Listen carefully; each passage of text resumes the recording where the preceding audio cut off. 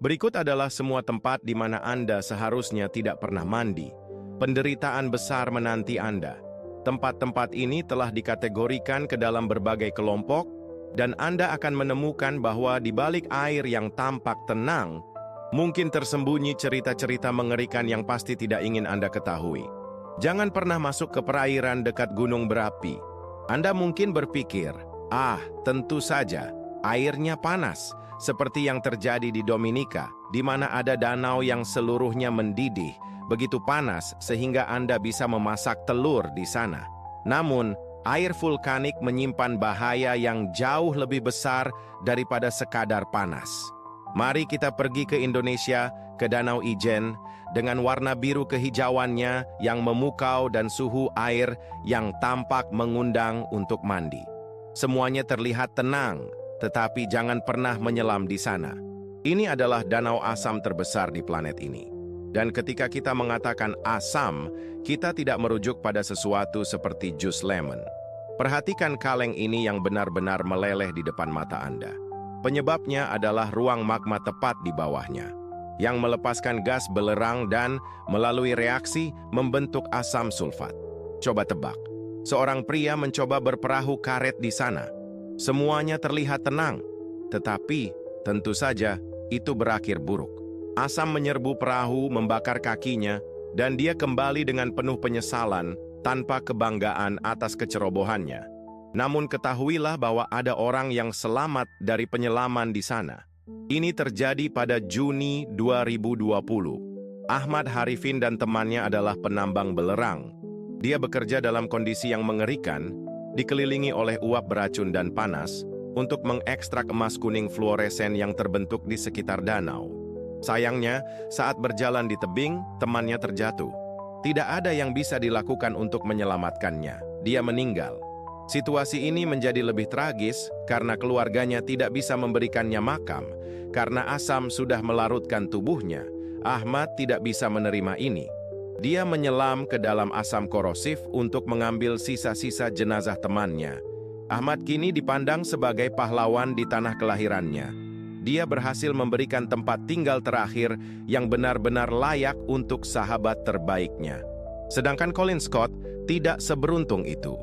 Dia jatuh ke salah satu kolam air asam di Yellowstone, Amerika Serikat. Dengan air bersuhu 95 derajat dan pH 2, tubuhnya tidak pernah ditemukan. Inilah makamnya. Jika Anda menyukai tempat-tempat seperti ini, mari kita lihat yang dianggap sebagai yang terburuk dari semuanya. Lebih buruk lagi, depresi Danakil, yang dikenal sebagai neraka di bumi.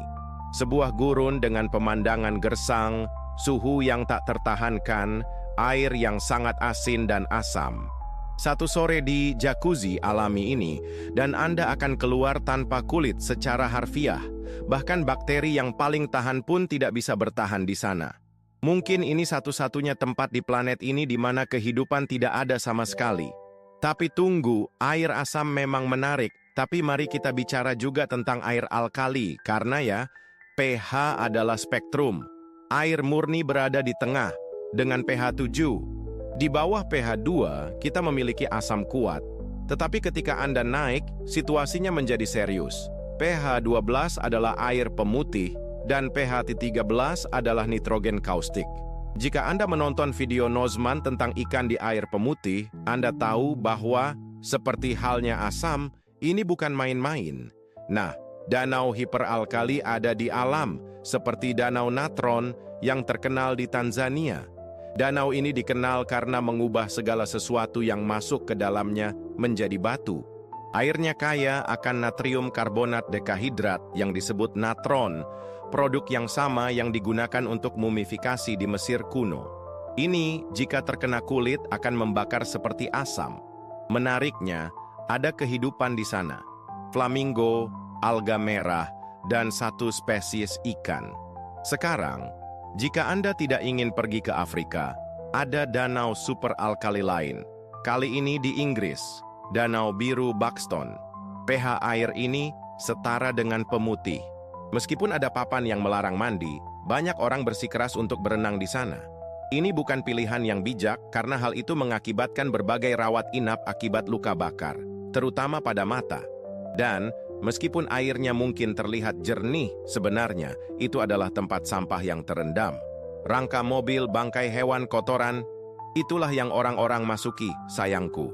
Tampaknya mustahil untuk mencegah para perenang, tetapi pihak berwenang memiliki ide, menuangkan pewarna hitam ke danau. Dan itu berhasil. Sekarang hampir tidak ada yang masuk ke sana, kecuali orang Inggris, yang dikenal karena keras kepala mereka.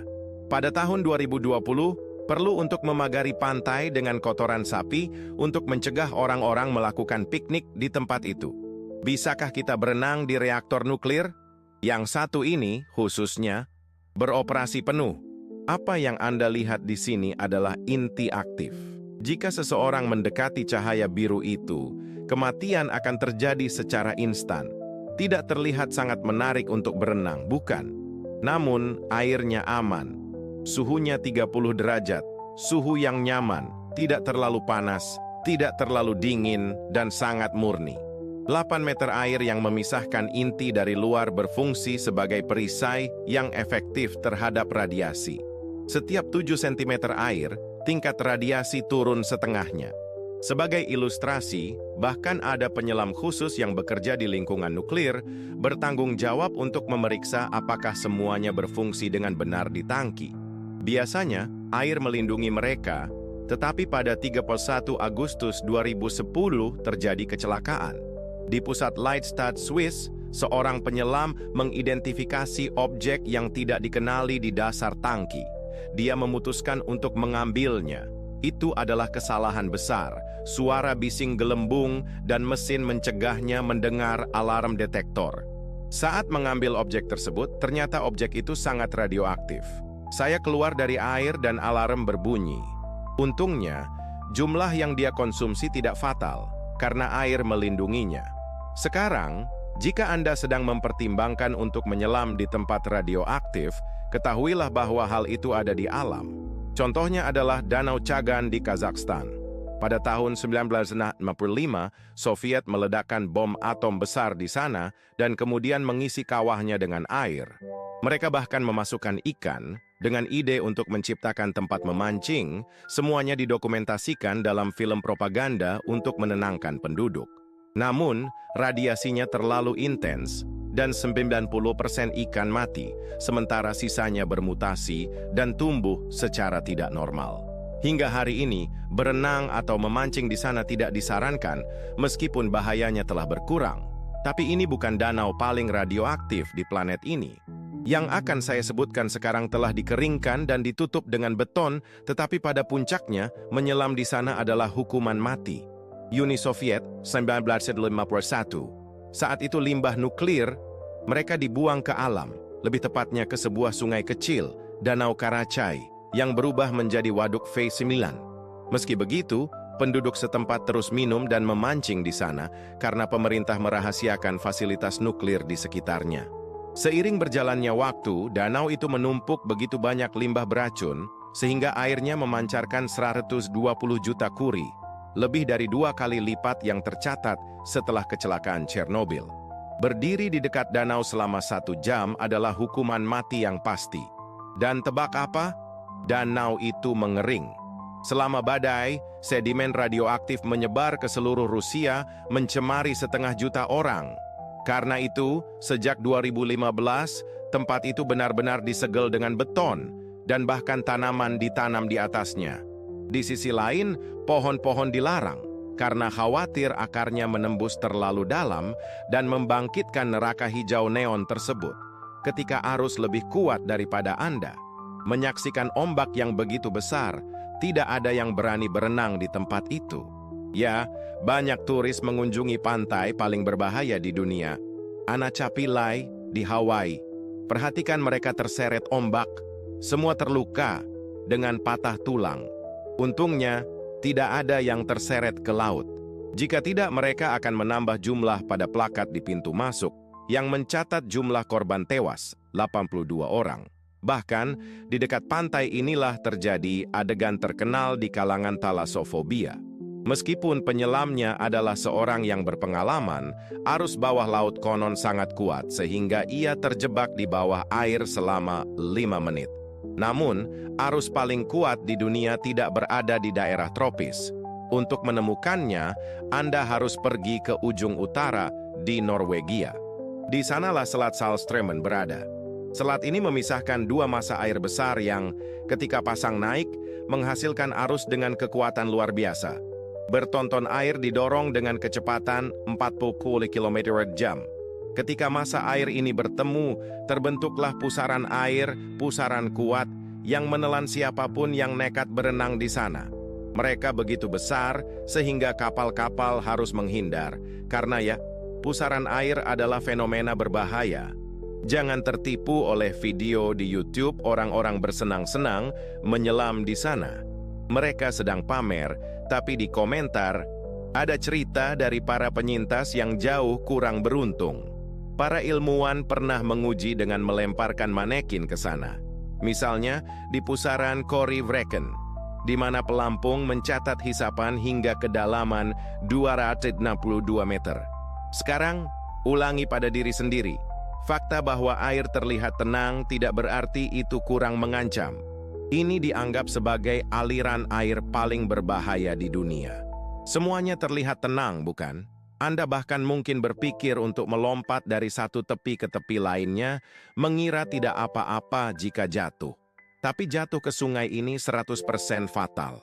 Sejak abad pertengahan, tempat ini dikenal karena menelan anak-anak. Baru-baru ini, seorang pria mencoba menyelamatkan istrinya yang telah jatuh dan juga kehilangan nyawanya. Alasan dibalik ini adalah arus bawah laut yang sangat kuat, yang menarik semuanya ke dasar, di mana terdapat gua dan batu tajam. Ketika mayat ditemukan, mereka tidak dapat dikenali, dimutilasi. Oleh karena itu, berhati-hatilah dengan air yang terlihat tenang. Di sanalah gas mematikan bersembunyi. Anda mungkin pernah melihat video orang-orang menyalakan api di atas es. Sebenarnya itu adalah gelembung metana yang muncul ke permukaan karena, air menghasilkan gas. Dan Anda mungkin sedang mandi di air yang terlihat sehat yang bisa membuat Anda tercekik. Contohnya adalah Danau Dorsho di California. Ini menakjubkan, indah. Tapi, pada tahun 1949, gempa bumi membuka celah di reservoir gas bawah tanah. Sejak itu, danau ini melepaskan hingga 150 ton CO2 dan sulfida hidrogen beracun setiap hari. Perhatikan pohon-pohon mati di sekitarnya. Itu adalah tanda jelas bahaya selain papan peringatan. Namun turis tetap bersikeras berkemah di daerah itu, dan banyak yang akhirnya mati lemas.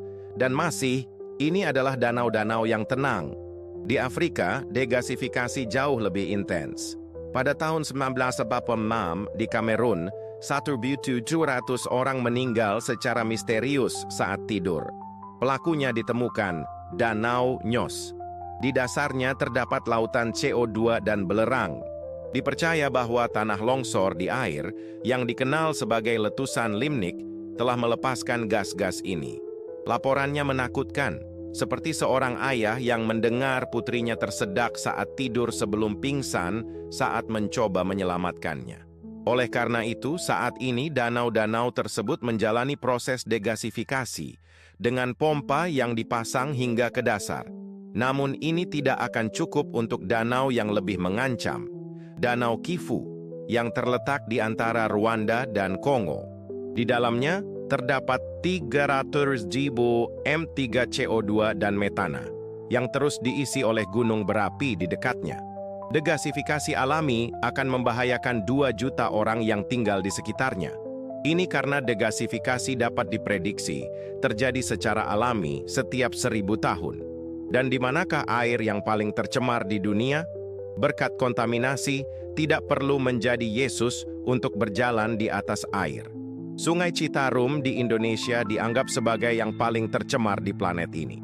Industri tekstil membuang zat-zat beracun tinggi ke dalam airnya. Perusahaan diwajibkan untuk memasang papan peringatan di saluran pembuangan. Situasi serupa terjadi di Sungai Buriganga di Bangladesh dan Sungai Pasig di Filipina. Namun, aliran air yang paling ikonik adalah Sungai Gangga di India. Saluran pembuangan kota mengalir terbuka dan konsentrasi bakteri fekal coliform 100 kali lebih tinggi dari batas yang diizinkan. Mayat dibuang ke sungai dan bayi yang baru lahir dibaptis di airnya. Ya, ini adalah tempat anak-anak bermain dan mandi. Tidak mengherankan bahwa sepertiga kematian di daerah itu dikaitkan dengan Sungai Gangga. Namun, ini bukanlah air yang paling berbahaya bagi kesehatan manusia. Yang terburuk berada di dekat tambang logam mulia, di mana untuk ekstraksi sering digunakan asam, merkuri, dan arsenik. Kota Germana di Rumania tragis terkubur oleh limbah beracun. Contoh yang lebih mengkhawatirkan adalah Berkeley Pit di Amerika Serikat. Ini adalah bekas tambang tembaga yang ditinggalkan dan terisi air, melarutkan semua limbah beracun yang ada di sana. Pada tahun 2016, ribuan bebek mati hanya karena mendarat di tempat tersebut. Menghadapi hal itu, pemerintah kota terpaksa mempekerjakan penjaga bersenjata untuk mengusir burung-burung. Dan, seperti kapitalisme yang selalu menemukan peluang, tempat itu berubah menjadi daya tarik wisata dengan tiket masuk seharga $3. Namun dalam penelitian saya menemukan sesuatu yang lebih menakutkan lagi. Sebuah tempat yang kurang dikenal, tetapi patut mendapat perhatian. Churchik di Rusia. Kota ini memegang rekor di Guinness Book sebagai kota paling karsinogenik di dunia. Harapan hidup hanya 42 tahun untuk pria. Alasannya? Pabrik senjata kimia yang didirikan di wilayah tersebut. Gas sarin, gas mustard, sianida, arsenik, lewisite, hiperit, sebuah koktail beracun yang dilepaskan ke alam. Beberapa polutan mencapai konsentrasi 17 juta kali lebih tinggi dari batas yang dianggap aman. Bahkan, di kota inilah muncul anjing-anjing biru. Ya, biru. Untungnya, perubahan sedang berlangsung. Banyak dari aliran air ini sedang didetoksifikasi. Masalah ekologi, untungnya, telah menjadi perhatian global. Bahkan perairan Sungai Seine di Paris secara bertahap dibuka kembali untuk berenang. Tapi, berapa lama waktu yang dibutuhkan sampai kita bisa berenang di semua tempat seperti dulu? Dalam video ini, saya tidak membahas perairan yang penuh dengan hiu, ubur-ubur, piranha, atau buaya. Lagi pula, ada banyak kasus seperti itu, dan biasanya, jika tidak ada yang berenang di suatu tempat, lebih baik tidak mengambil risiko. Akhirnya Anda akan mengatakan kepada saya, ada editor saluran, untuk kartu itu, orang itu memutuskan untuk mandi di sungai. Sementara buaya mengawasi dari tepian di sebelah. Tapi, YOLO, hidup hanya sekali, tidak apa-apa, aman kok. Ah, kartu itu, bagaimana kami bisa mengedit video tanpa Anda? Saya punya seseorang yang suka hidup di ujung tanduk. Jadi teman-teman, beritahu saya, jika saya menawarkan 10.000 euro, di aliran air mana yang kita bicarakan, apakah Anda akan mengambil risiko untuk berenang, lebih memilih yang asam atau sungai nuklir? Tinggalkan jawaban Anda di komentar. Terima kasih telah menonton videonya, jangan lupa untuk berlangganan. Ayo teman-teman, sampai jumpa lagi.